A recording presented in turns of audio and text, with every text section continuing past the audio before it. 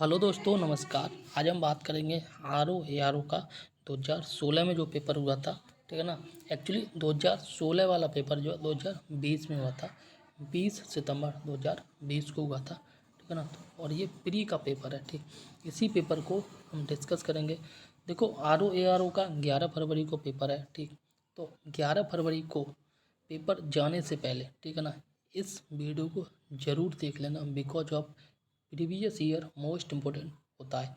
अगर सब कुछ ठीक रहा ना, तो विश्वास मानिए इस वीडियो सीरीज से करीब करीब 10 प्रीवियस ईयर के हम पेपर डिस्कस करने वाले हैं। इन 10 प्रीवियस ईयर को आप जो है ना, यहीं से बहुत सारे क्वेश्चन देखने को मिलेंगे। ठीक, तो वीडियो को पूरा देखें, स्किप न करें, और वीडियो अगर अच्छी लगे लाइक कर देना। और लग रहा है कि चैनल पे कुछ इंपॉर्टेंट मटेरियल है आपके लिए, तो प्लीज़ चैनल को भी सब्सक्राइब कर लेना। ठीक, वीडियो के बीच में मैं किसी भी प्रकार की इधर उधर की कोई बात नहीं करता हूँ। जो बोलूँगा वो वीडियो के शुरुआत में बोलूँगा।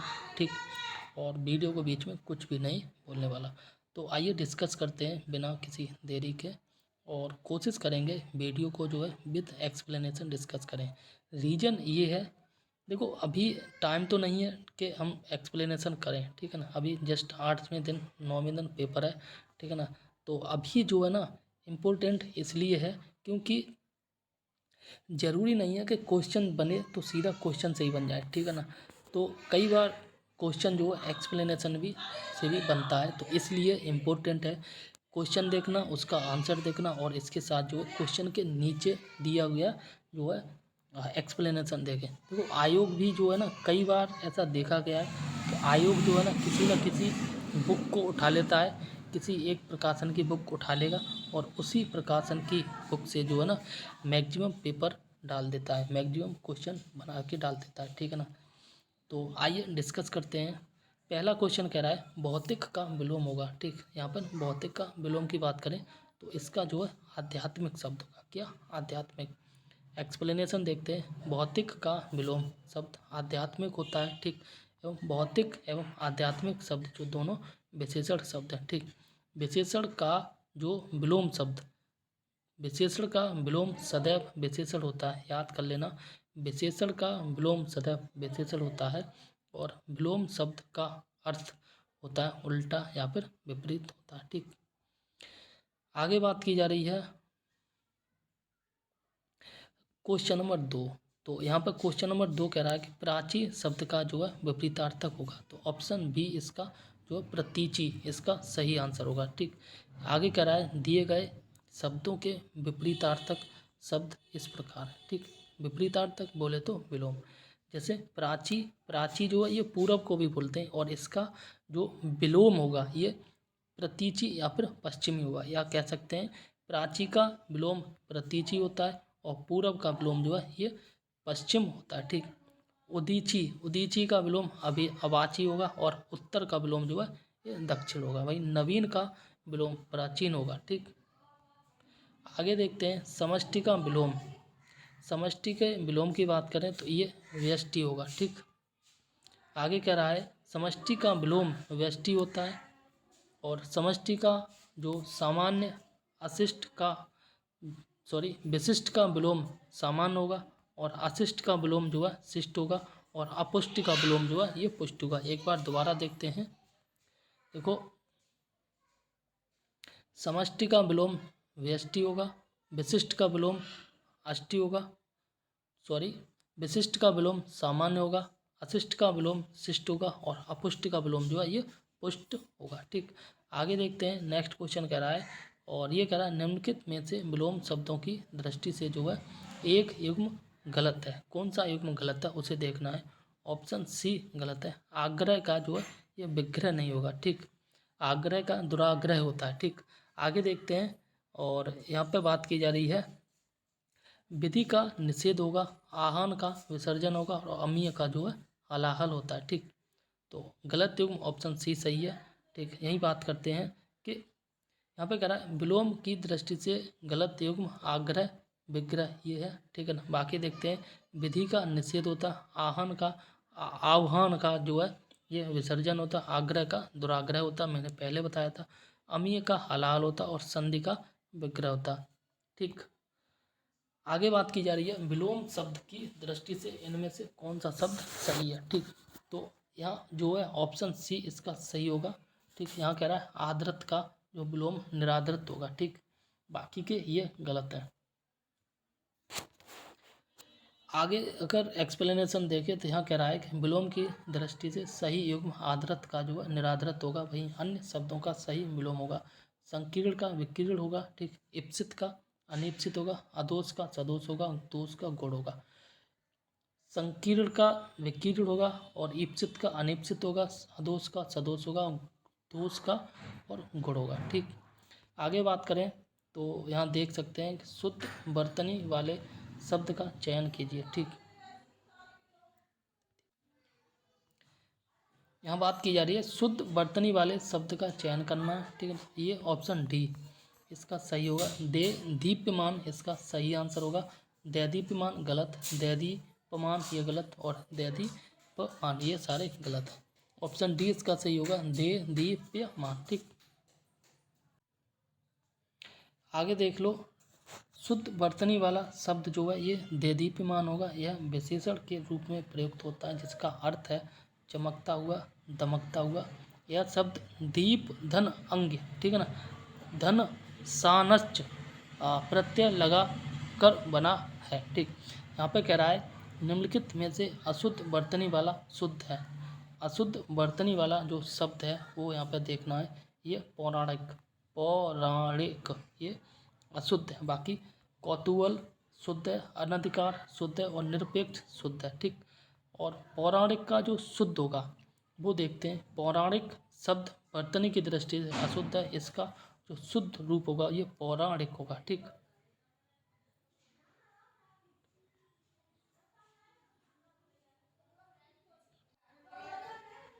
यहाँ पर देखो पौराणिक, पौराणिक और यहाँ भी पौराणिक लिखा है, सेम ही लिखा है। तो ये किस प्रकार से यहाँ पर मुझे लग रहा है बुक में मिस्टेक हुआ है। ठीक है ना, तो बुक में मिस्टेक हुआ है। ठीक, इस आगे देखते हैं इसका जो शुद्ध वर्तनी ये होगा। ठीक, और अन्य शब्द जो कौतूहल, अनधिकार, निरपेक्ष वर्तनी की दृष्टि से जो शुद्ध शब्द होंगे। आगे देखते हैं, यहाँ कह रहा है निम्नलिखित वाक्यों में से शुद्ध वाक्य है। ठीक, ऑप्शन सी इसका शुद्ध वाक्य है। यहाँ पे कह रहा है यह कविता जो है यह कविता अनेक भाव प्रकट करती है। सही है। अशुद्ध वाक्य भी देखना इम्पोर्टेंट है। ठीक है ना, यहाँ पे बात की जा रही मुझसे यह काम संभव नहीं हो सकता। यह बिल्कुल, ऑप्शन बी, यह बिल्कुल भी बात नहीं करना। ठीक है ना, और इन दोनों में केवल यही अंतर है। ये तीनों गलत हैं। ठीक, और सही है, और वो सही है यह कविता अनेक भाव प्रकट करती है। ठीक, आगे देखते हैं यह कविता अनेक भाव प्रकट करती है शुद्ध वाक्य है और इन वाक्यों का शुद्ध रूप होगा।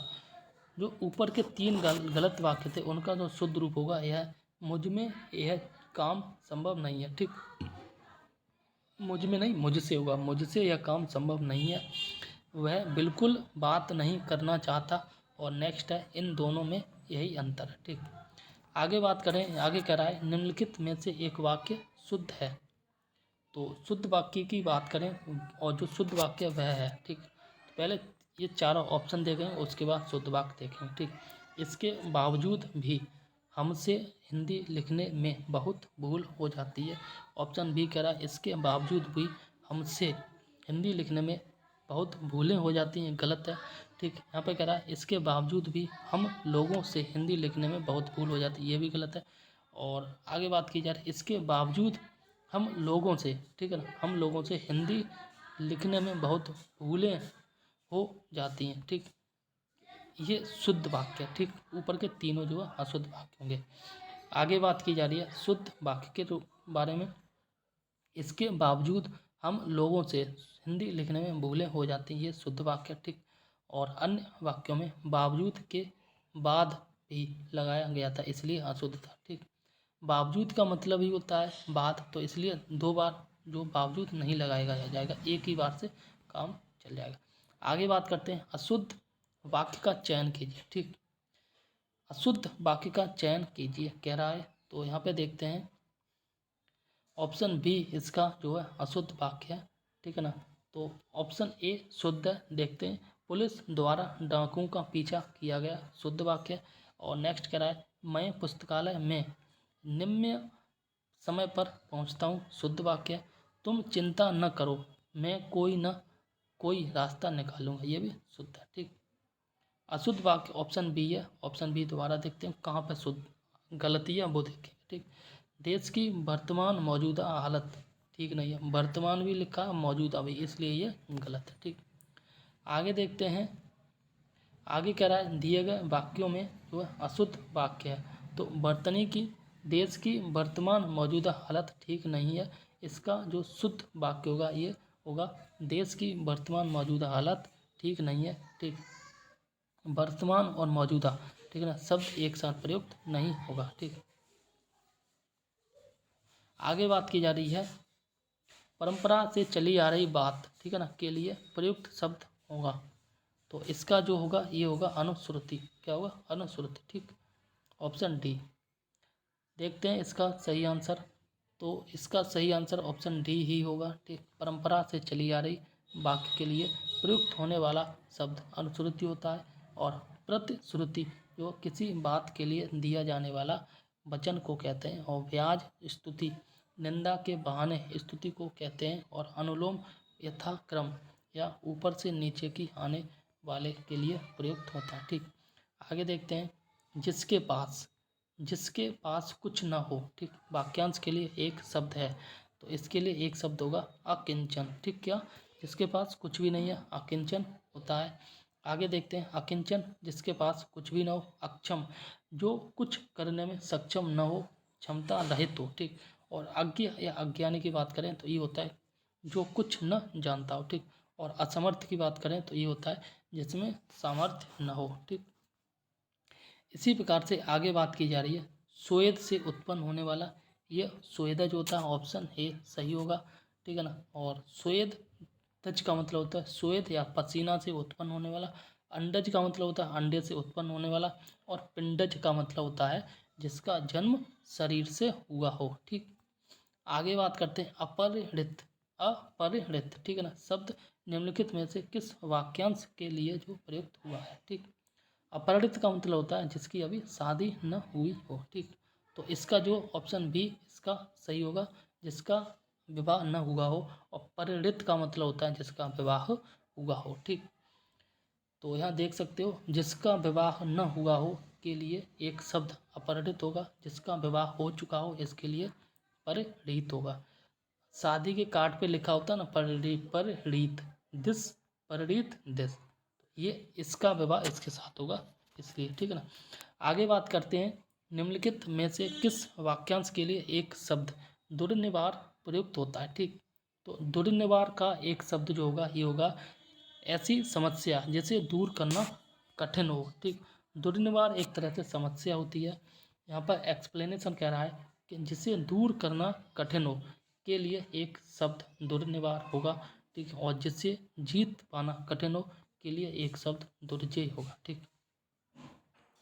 जिस समस्या को या जिसको दूर करना कठिन हो दुर्निवार होगा और जिससे जीत पाना कठिन हो वो दुर्जय होगा। ठीक। आगे बात की जा रही है निम्नलिखित में से तत्सम शब्द है।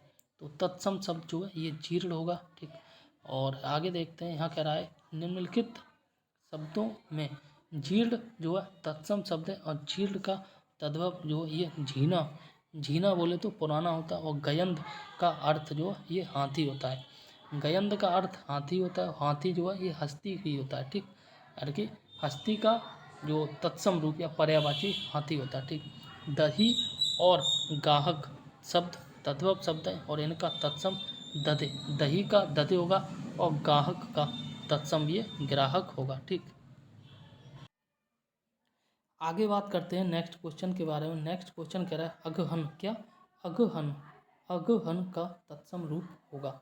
अगहन का जो तत्सम रूप होगा ये होगा अग्रहायण। क्या होगा? अग्रहायण। ठीक। इसी प्रकार से यहाँ एक्सप्लेनेशन कह रहा है अगहन का तत्सम रूप अग्रहायण होगा। और अगहन वह हिंदी पंचांग का एक महीना होता है। जिन शब्दों को संस्कृत से बिना परिवर्तन के हिंदी में लिया गया है इनको जो तत्सम शब्द कहलाते हैं। ठीक। आगे बात करें तो आगे कह रहा है कि निम्नलिखित में से जो तत्सम शब्द होगा, ठीक, तो ये तत्सम शब्द होगा 14, सॉरी तद्भव शब्द 14 होगा, बाकी चतुर्दश, चतुर्थ और चत्वार ये तत्सम शब्द हैं, ठीक। आगे बात की जा रही है दिए गए शब्दों में जो 14 है, ठीक है ना, ये तद्भव शब्द है, जबकि चतुर्दश, चतुर्थ और चत्वार ये सारे के सारे तत्सम शब्द हैं। जो संस्कृत शब्द विभिन्न विकार एवं ध्वनि परिवर्तन के साथ हिंदी में प्रयुक्त होते हैं उन्हें तद्भव शब्द कहते हैं। जो बिना परिवर्तन के प्रयुक्त होते हैं वे शब्द तत्सम शब्द कहलाते हैं। आगे बात करें, यहाँ पे बात की जा रही आभ्यंतर की, ठीक। तो आभ्यंतर शब्द जो है ये शब्द किस शब्द का तद्भव शब्द है, ठीक। तो ये भीतर शब्द का तद्भव शब्द है, ठीक। क्या कह सकते हैं, आभ्यंतर का जो तद्भव शब्द है ये जो है ये भीतर होगा, ठीक। और आभ्यंतर ये तत्सम शब्द है स्वयं में। आभ्यंतर का तद्भव भीतर होता है और गहरा का तत्सम गंभीर होता है, ठीक। गहरा का तत्सम गंभीर होता है, वहीं बाहर का तत्सम ये बहिर होगा, ठीक। बाहर का तत्सम बहिर होगा। आगे बात करें करपट का तद्भव रूप, करपट का तद्भव रूप की, तो करपट का जो तद्भव रूप होगा ये आपका कपड़ा होगा। आगे बात करते हैं, करपट का तद्भव रूप कपड़ा होता है और कर्पूर का तद्भव होता है, वहीं कपट धोखा और कारपेट ये असंगत शब्द है, ठीक। आगे बात की जा रही है और ये कह रहा है वह बहुत खाता है। इस वाक्य में बहुत शब्द किस प्रकार का विशेषण है, ये जो आपका अनिश्चयवाचक प्रमाणवाचक विशेषण है, या कह सकते हैं अनिश्चय प्रमाणवाचक विशेषण है, ठीक। आगे यहाँ देख सकते हैं, यहाँ पे कह रहा है वह बहुत खाता है। इस वाक्य में बहुत शब्द अनिश्चय प्रमाणवाचक विशेषण है। यहाँ बहुत शब्द किसी निश्चय प्रमाण को नहीं बता पा रहा है। अनिश्चय प्रमाणवाचक विशेषण के अन्य उदाहरण हैं जैसे थोड़ा, बहुत, अधिक, कुछ, ठीक। जिन वस्तुओं को मापा या तौला जा सकता है, ठीक है ना, उनके साथ प्रमाणवाचक तथा जिनकी गणना की जाती है उनके साथ संख्यावाचक विशेषण का प्रयोग किया जाता है। आगे बात की जा रही है निम्नलिखित वाक्यों में से वह वाक्य चुनिए जिनमें गुणवाचक विशेषण का प्रयोग किया गया है, ठीक।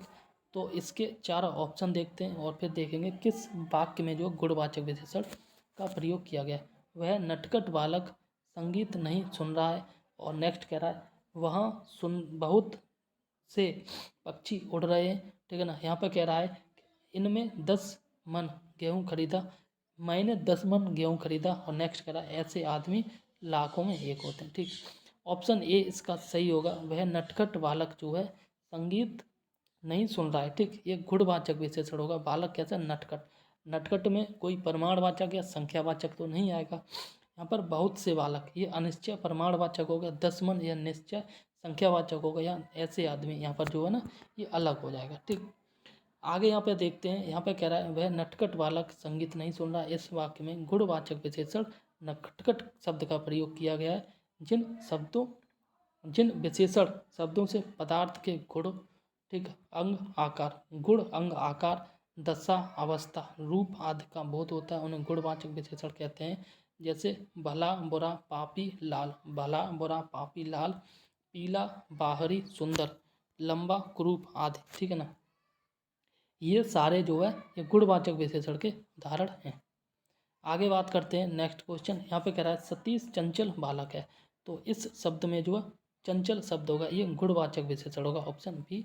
आगे देखते हैं और आगे कह रहा है सतीश चंचल बालक है। इस वाक्य में जो है चंचल गुणवाचक विशेषण है, और चंचल शब्द यहाँ सतीश का गुण बता रहा है, अतः यह गुणवाचक विशेषण है। और विशेषण 4 भेद होते हैं, ठीक। गुणवाचक विशेषण, संख्यावाचक विशेषण, प्रमाणवाचक विशेषण और सार्वनामिक विशेषण, ठीक। आगे बात की जा रही है नेक्स्ट क्वेश्चन में। यहाँ कह रहा है मानसिक विशेषण किस मूल शब्द से बना है, ठीक। तो मानसिक जो विशेषण है ये जो है ऑप्शन बी मानस से बना है, ठीक। किससे बना है, मानस से। यहाँ पर एक्सप्लेनेशन देखते हैं। यहाँ कह रहा है मानसिक विशेषण मनस मूल शब्द से बना है, ठीक। और आयोग ने इसका उत्तर जो है मानस माना है, ठीक।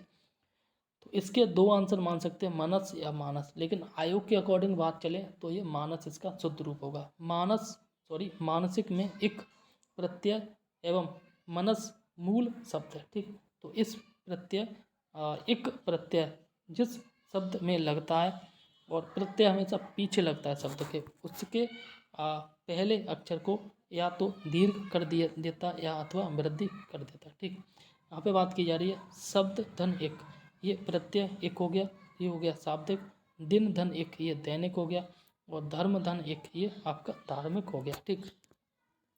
आगे बात की जाए तो आगे यहाँ पर की जा रही है चारित्रिक। क्या? चारित्रिक सब विशेषण शब्द का मूल शब्द कौन सा होगा? तो ये होगा चरित्र। और चारित्रिक विशेषण शब्द का मूल शब्द चरित्र होगा। चरित्र शब्द में एक प्रत्यय लगाने से विशेषण चारित्रिक बना है, और एक प्रत्यय युक्त कुछ विशेषण हैं, जैसे धर्म धन एक, धार्मिक, मुख धन एक, मौखिक, और अर्थ धन एक, ये होगा आर्थिक, ठीक। आगे बात की जा रही है मीमांसा का जो है सही पर्यायवाची शब्द होगा, ठीक। तो मीमांसा का सही पर्यायवाची शब्द जो है ये आपका होगा समालोचन। क्या होगा? समालोचन। आगे अगर बात की जाए तो मीमांसा का सही पर्यायवाची शब्द समालोचन होगा, ठीक। और इसके अन्य पर्यायवाची शब्द होते हैं, जैसे मीमांसा का पर्यायवाची समालोचन। आगे बात की जाए तो इसी के अन्य पर्यायवाची, ठीक। समीक्षा होता, आलोचना होता, विवेचना होता, निरूपण होता, ठीक। आगे बात करते हैं बिजली का पर्यायवाची शब्द के बारे में। तो ये जो है सौदामिनी होता। क्या? सौदामिनी। नेक्स्ट क्वेश्चन कह रहा है कि दिए गए शब्दों में बिजली का पर्यायवाची शब्द सौदामिनी होगा, ठीक। और बिजली के अन्य पर्यायवाची देख ले, जैसे विद्युत होता, तड़ित होता, चपला होता, दामिनी होता। चमक का पर्यायवाची आभा होता, दीप्त होता, धुत होता, कांत होता, जगमगाहट होता। प्रकाश का पर्यायवाची शब्द आलोक होता, रोशनी होता, उजाला और ज्योति होता, ठीक। आगे बात की जा रही है निम्नलिखित में से कौन सा शब्द लक्ष्मी का पर्यायवाची जो है नहीं है, ठीक। लक्ष्मी का पर्यायवाची भारती नहीं है, भारती सरस्वती का पर्यायवाची होता है। लक्ष्मी का पर्यायवाची रमा होता, लक्ष्मी का पर्यायवाची इंदिरा होता, लक्ष्मी का पर्यायवाची कमला होता। आगे बात करते हैं भारती शब्द जो है ये लक्ष्मी का पर्यायवाची नहीं होता है, बल्कि भारती शब्द जो है सरस्वती का पर्यायवाची होता है, ठीक। लक्ष्मी के अन्य पर्यायवाची देख लो, रमा होता है, इंदिरा होता है, कमला होता है, विष्णु प्रिया होता है, ठीक। इसके बाद बात करें कमलासन होता है और श्री होता है। श्री ये लक्ष्मी का पर्यायवाची होता है। आज सरस्वती के पर्यायवाची भारती होता, वागेश्वरी होता, वीणा वादनी होता, वाचा होता और विद्या देवी होता, ठीक। आगे बात करते हैं निम्नलिखित में से कौन सा शब्द जो है कपड़ा का पर्यायवाची शब्द नहीं है। क्या? कपड़ा का पर्यायवाची नहीं है। तो ऑप्शन डी जो है ये कपड़ा का पर्यायवाची नहीं है, ठीक। वासन। बाकी कपड़ा का पर्यायवाची जो है ये पट होता, वस्त्र होता और वसन होता, ठीक। आगे बात करें वासन शब्द जो है कपड़ा का पर्यायवाची नहीं है। वस्त्र पट वसन कपड़ा के पर्यायवाची शब्द होते हैं। निम्नलिखित में से कौन सा शब्द जो मेघ का पर्यायवाची नहीं है? मेघ का पर्यायवाची नहीं है, ठीक। तो ऑप्शन डी इसका जो है ये मेघ का पर्यायवाची नहीं होता है। मेघ का पर्यायवाची की बात करें पयोधर होता, वारिधर होता और जलधर होता, ठीक। आगे बात करें ये जो दामोदर है ये समुद्र का पर्यायवाची होगा, ठीक। दामोदर शब्द मेघ का पर्यायवाची नहीं होता। मेघ के पर्यायवाची की बात करें तो ये पयोधर होता, जलधर होता, वारिधर होता। पयोधर, जलधर, वारिधर, धराधर और वारिध। बादल, जीमूत और ये आपका नीरद, ये सारे आपके मेघ के पर्यायवाची होते हैं। दामोदर जो है शब्द अशुद्ध है, इसका शुद्ध रूप दामोदर होता है। और दामोदर का जो पर्यायवाची ये होता है, यहाँ पे देख लो, ये होता है जनार्दन चक्रपाणी। क्या? जनार्दन चक्रपाणी, विश्वम्भर, मुकुंद, नारायण, केशव, माधव और आपका चतुर्भुज, ठीक। आगे बात करते हैं आविर्भूत के बारे में। क्या है? आविर्भूत का सही शुद्ध विलोम होगा, ठीक। तो ये होगा ऑप्शन सी, पुरोभूत, ठीक। आगे देखते हैं यहाँ पे कह रहा है आविर्भूत का जो सही विलोम शब्द होगा तरोभूत होता है, और अनास्था का विलोम आस्था होता, अनेकता का विलोम एकता होता, अनावृष्टि का विलोम जो है ये अतिवृष्टि होगा। ठीक, क्षणिक शब्द का विलोम होगा, क्षणिक शब्द का सही विलोम होगा ये ऑप्शन बी होगा, शाश्वत। ठीक, आगे बात करें क्षणिक का विलोम, क्षणिक शब्द का विलोम शाश्वत होगा, और अल्प का विलोम अति होगा, और क्षर का विलोम अक्षर होगा, विमुख का विलोम जो है उन्मुख होगा। ठीक, आगे बात करें, और आगे बात की जा रही है अग्रज के विलोम की। ठीक, अग्रज का विलोम ये आपका अनुज होगा। ठीक, अग्रज का विलोम अनुज होता है। ठीक है, और अक्षत का विलोम ये विक्षत होता है, और अटल का विलोम चंचल होता है। अक्षत का एक विक्षत, और अटल का चंचल, और अग्रज का अनुज। ठीक, नेक्स्ट क्वेश्चन कह रहा है निम्नलिखित में से विलोम शब्दों की दृष्टि से एक युग्म गलत है। कौन सा युग्म गलत है वो देखना। ऑप्शन डी इसका जो है गलत होगा। मौन का मुखर होता है, बर्बर का शब्द होता है, और शानदार का सर्वनाम होता है। बाकी अनुचर का परिचर नहीं होता। ठीक, तो अनुचर का क्या होता है वो देखते हैं। विलोम शब्दों की दृष्टि से गलत युग्म अनुचर का परिचर नहीं होता। ठीक, दोनों का अर्थ एक सेवक है। ठीक, अनुचर का भी मतलब सेवक, और परिचर का भी मतलब सेवक। ठीक, तो मौन का विलोम मुखर होगा, शानदार का विलोम सर्वनाम होगा, बर्बर का विलोम जो है सभ्य होगा। ठीक, आगे देखते हैं, यहाँ कह रहा है विलोम शब्द की दृष्टि से इनमें से कौन सा एक युग्म गलत है। ठीक, ऑप्शन सी जो है ये गलत है। आच्छादित का परिचित्र होगा ये गलत है। बाकी अमित का परिमित होगा ये सही बात है। सत्कार का तिरस्कार होगा सही है विलोम, और सुख का दुख ये सही है। ठीक, आगे बात की जा रही है विलोम शब्दों की दृष्टि से आच्छादित का परिचिन्न होगा। ठीक, गलत युग्म है। ठीक, बाकी बात करें आच्छादित का विलोम अनाच्छादित होगा। ठीक, और विलोम की दृष्टि से अन्य सही युग्म सही है। ठीक, बात करें वर्तनी की दृष्टि से शुद्ध रूप होगा, तो वर्तनी की दृष्टि से जो शुद्ध रूप होगा ये होगा आपका, ये आपका गलत है। ठीक, वर्तनी की दृष्टि से शुद्ध रूप होगा विरवर्त, विवर्त। ठीक है ना, बाकी के आपके गलत है। विरहिणी ये बेरहिणी होता है। ठीक, इसी प्रकार से ये अनुग्रहित होता है, और चिन्ह ये गलत है। ठीक, आगे देखते हैं शुद्ध रूप वर्तनी की दृष्टि से चिन्ह नहीं चिन्ह होता। ठीक, अनुग्रहित नहीं अनुग्रहित होता। ठीक, और विरहिणी ये विरहिणी नहीं विरहिणी होता। ठीक, आगे बात करते हैं नेक्स्ट क्वेश्चन। यहाँ कह रहा है शुद्ध वर्तनी वाले शब्द का चयन कीजिए। ठीक, तो इसका शुद्ध वर्तनी वाले शब्द की बात करें तो ये ज्योत्सना ये सही शुद्ध है। आधा जा यो, आधा ता, आधा सा, और ना, और डंडा ये ज्योत्सना शुद्ध होता है। ठीक, और नेक्स्ट क्वेश्चन की बात करें, यहाँ कह रहा है वर्तनी की दृष्टि से शुद्ध अशुद्ध शब्द बताइए। ठीक, तो वर्तनी की दृष्टि से ये अशुद्ध है।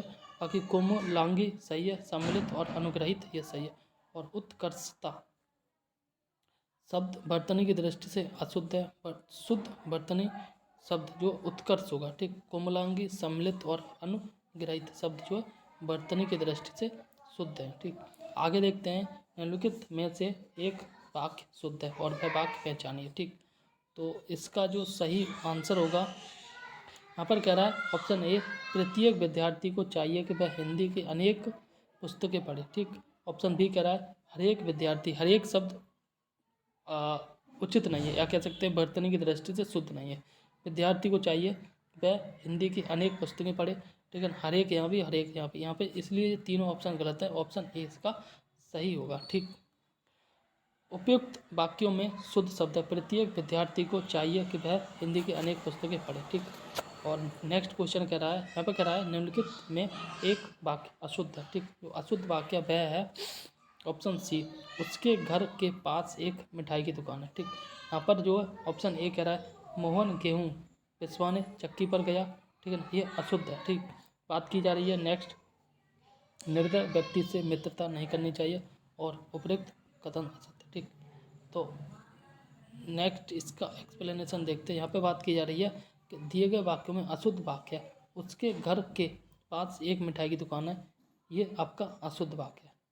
ठीक है ना, बाकी के शुद्ध वाक्य हैं वो देख लें। इसका जो शुद्ध रूप होगा इसी होगा उसके पास, उसके घर के पास जो है मिठाई की एक दुकान है यहाँ। ठीक है ना, ये शुद्ध होगा। यहाँ पे बात की जा रही एक मिटाई, इसलिए ये गलत है। बाकी अन्य वाक्य शुद्ध है। अन्य वाक्य शुद्ध जो है एक बार दोबारा देखते हैं। देखो ये तो आपका अशुद्ध होगा, ये खत्म। शुद्ध है मोहन जो है गेहूँ पिसवाने चक्की पर गया, शुद्ध है। और नेक्स्ट है कि निर्दय व्यक्ति से मित्रता नहीं करनी चाहिए, ये भी शुद्ध है। ठीक, आगे बात की जा रही है जिसका कोई शत्रु नहीं जन्मा। ठीक, जिसका कोई शत्रु नहीं जन्मा वाक्यांश के लिए एक शब्द है। ठीक, तो ये होता है आपका ऑप्शन सी अजात शत्रु। ऐसा व्यक्ति जिसका कोई शत्रु नहीं जन्मा हो अजात शत्रु कहलाता है। ठीक, ये हो गया। यहाँ पे कह रहा अजय जैसे जीता न जा सके। ठीक, शत्रु जय ये होता है जैसे शत्रु की जीत, जिसने शत्रु को जीत लिया हो। और नेक्स्ट है शत्रुविहीन, जिसका कोई शत्रु ना हो। देखो जिसका कोई शत्रु नहीं जन्माए ये अजात शत्रु होता है, और जिसका कोई शत्रु नहीं है ये होता है शत्रुविहीन। ठीक, नेक्स्ट क्वेश्चन कह रहा है खोज करने वाला, ये आपका अन्वेषक होता है। ठीक, खोज करने वाला वाक्यांश के लिए एक शब्द अन्वेषक होगा। वहीं अनुपम की बात करें जिसकी उपमा न हो। और निवेशक की बात करें निवेश करने वाला या पूंजी लगाने वाला। और अन्विति का अर्थ होगा ये परस्पर संबद्धता या एकता। ठीक, आगे बात करें जिसकी ग्रीवा सुंदर हो। क्या, जिसकी ग्रीवा सुंदर हो वाक्यांश के लिए एक शब्द होगा। ये तो आपका ये सुग्रीव होता है। ठीक, जिसकी ग्रीवा सुंदर हो वाक्यांश के लिए एक शब्द सुग्रीव होगा। और पृथ्वी से संबंध रखने वाला ये पार्थिव होता है। और सुधीर का अर्थ होता है धैर्यवान दृढ़। ठीक, नेक्स्ट क्वेश्चन कह रहा है जिसका अनुभव इंद्रियों द्वारा न हो सके। ठीक, ये अतीन्द्रिय होता है, ऑप्शन बी होगा। और जिसका अनुभव इंद्रियों द्वारा न हो सके के लिए एक शब्द अतीन्द्रिय होगा। और इंद्रियों को जीतने वाला जितेंद्र होता है। और इंद्रियों से संबंधित हो, ठीक है ना, इसको ऐन्द्रिक बोलते हैं। नेक्स्ट क्वेश्चन करा है वाक्यांशों और उनके लिए प्रयुक्त शब्दों के लिए निम्नलिखित वाक्यों में सही युग्म का चयन कीजिए। ठीक, तो ऑप्शन डी इसका सही होगा। लौटकर आया हुआ ये प्रत्यागत होता है। ठीक, आगे ये गलत है, पढ़ लेते हैं। जो स्त्री अभिनय करे, अभिनेता नहीं अभिनेत्री होता है। जो व्याकरण जानता हो ये व्याकरणिक नहीं होता। और आंखों से परे ये परोक्ष होता न कि प्रत्यक्ष। ठीक, आगे कह रहा है इनके शुद्ध रूप। ठीक, तो लौटकर आया हुआ ये आपका प्रत्यागत होगा। क्या, प्रत्यागत। जो स्त्री अभिनय करे अभिनेत्री होता है। जो व्याकरण जानता हो व्याकरण होता है। और आंखों से परे परोक्ष होते हैं, अप्रत्यक्ष आंखों के सामने प्रत्यक्ष। ठीक, आगे देखते हैं इनमें से निम्नलिखित में से तत्सम शब्द है। तत्सम शब्द होगा ये होगा ओष्ठ, ऑप्शन डी। ठीक है ना, ओष्ठ तत्सम शब्द है। और अन्य शब्द तद्भव एवं तत्सम ये देख लेते हैं। जैसे होंठ का तत्सम ओष्ठ होता है, उत्साह का तत्सम उत्साह होता, उजला का तत्सम उज्ज्वल होता, उज्ज्वल होता। उज्ज्वल की वर्तनी आप याद कर लेना, ओ फिर आधा जा वाह और ला। ठीक है ना, उज्ज्वल इस प्रकार से लिखते हैं। और उल्लू का जो तत्सम रूप होता है ये उलूक होता है। ठीक, परिवा का तत्सम रूप होगा ये होगा प्रतिपदा, याद कर लेना, क्वेश्चन आया हुआ है। ठीक, नेक्स्ट क्वेश्चन करा परिवार का तत्सम रूप प्रतिपदा होता है। हिंदी माह के प्रत्येक पक्ष के प्रथम तिथि को प्रतिपदा कहते हैं। ठीक, नेक्स्ट क्वेश्चन कह रहा है निम्नलिखित तत्सम तद्भव शब्दों का संगत युग है। ठीक, तो आगे देखते हैं ऑप्शन क्वेश्चन नंबर 48 का सही आंसर ऑप्शन सी होगा। ठीक है ना, तो ऑप्शन सी यहाँ देख लेते हैं। यहाँ पे बात की है पर्यंक का जो सही होगा ये पलंग होगा। ठीक, बाकी के गलत है। ठीक,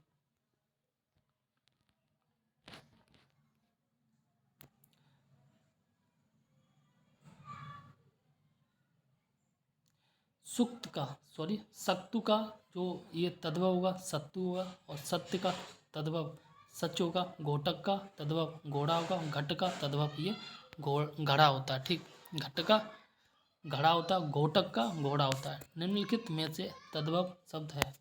तो तद्भव शब्द की बात करें तो ये ऑप्शन ए आंसू तद्भव है। ठीक, बाकी वानर एकत्र और उच्च ये आपके तत्सम शब्द है। आंसू तद्भव शब्द है, इसका तत्सम अस्त्र होगा। एकत्र वानर उच्च तत्सम शब्द है। और इनका जो तद्भव क्रम से इकट्ठा बंदर और ऊंचा होगा। ठीक, कपित का तद्भव क्या, कपित का तद्भव ये कैथा होगा। क्या, कैथा। कपित का तद्भव कैथा होता है। अन्य शब्दों का तत्सम कपूर का कर्पूर होता, केला का कदली होता, खजूर का खरजूर होता। ठीक, निम्नलिखित शब्दों में से कौन सा शब्द जो है गुणवाचक विशेषण होगा? ठीक, ऑप्शन ए गुणवाचक विशेषण होगा। उचित। बाकी 5वां 3 और कुछ, ये जो है संख्यावाचक, परिमाणवाचक और समुदायवाचक, ये है विशेषण। ठीक, उचित शब्द गुणवाचक विशेषण 5वां एवं 3 शब्द निश्चित संख्यावाचक विशेषण है, वही कुछ शब्द अनिश्चित संख्यावाचक परिमाणवाचक विशेषण है। ठीक, नेक्स्ट क्वेश्चन कह रहा है निम्नलिखित में से कौन सा विशेषण संज्ञा से नहीं है? ठीक, तो ऑप्शन सी सुंदर, ये जो है विशेषण संज्ञा से नहीं है। ठीक, श्रीमान, दानी और चमकीला होता है। आगे बात की जा रही है सुंदर विशेषण शब्द की। सुंदर विशेषण शब्द संज्ञा से नहीं बना है। रूप रचना की दृष्टि से विशेषण विकारी और अविकारी दोनों होते हैं, जिसमें अविकारी विशेषणों के रूप में परिवर्तन नहीं होते हैं, ये अपने मूल रूप में बने होते हैं, जैसे सुंदर, पीला, गोरा, सुडौल और बाहरी और चंचल आदि। ठीक, आगे कह रहा है कुछ विशेषण संज्ञा शब्द में प्रत्यय लगाकर बनते हैं, जैसे धर्म में इक प्रत्यय लगा दिया, धार्मिक हो गया। चमक में ईला प्रत्यय लगा दिया, चमकीला हो गया। नेक्स्ट क्वेश्चन करा है निम्नलिखित में से किस वाक्य में उत्तमावस्था गुणवाचक विशेषण विशेष का प्रयोग किया गया? ठीक, ऑप्शन ए यहाँ पर कह रहा है, और ये कह रहा है परमानंद कक्षा में सबसे होशियार छात्र है, इसका यही आंसर होगा, और इसी सबसे अच्छा यही जो है उत्तमावस्था गुणवाचक विशेषण। बाकी देखते हैं मनमोहन ने इस दुकान से 1 किलो टमाटर खरीदा, और इस पौधे में जो है इतना पानी मत डालो, 1 किलो टमाटर, ये संख्यावाचक विशेषण हो गया। ठीक, और नेक्स्ट कह रहा है विजय पहलवान एक दिन में 4 लीटर दूध पीता, ये भी संख्यावाचक विशेषण है। ठीक, एक्सप्लेनेशन देखते हैं परमानंद कक्षा में सबसे होशियार छात्र है, वाक्य में उत्तमावस्था विशेषण विशेष का प्रयोग किया गया है।